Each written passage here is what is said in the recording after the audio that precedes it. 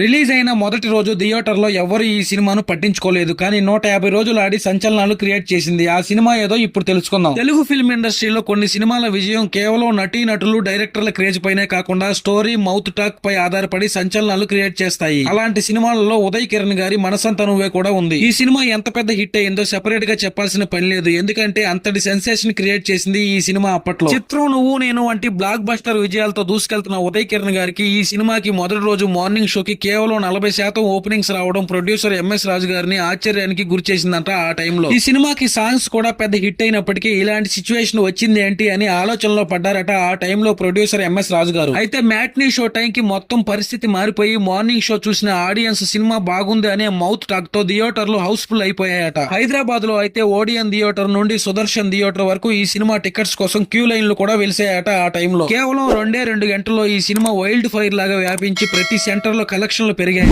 దీంతో ఈ మనసంతా నువ్వే సినిమా 150 రోజులు థియేటర్లలో సక్సెస్ఫుల్ గా ఆడింది.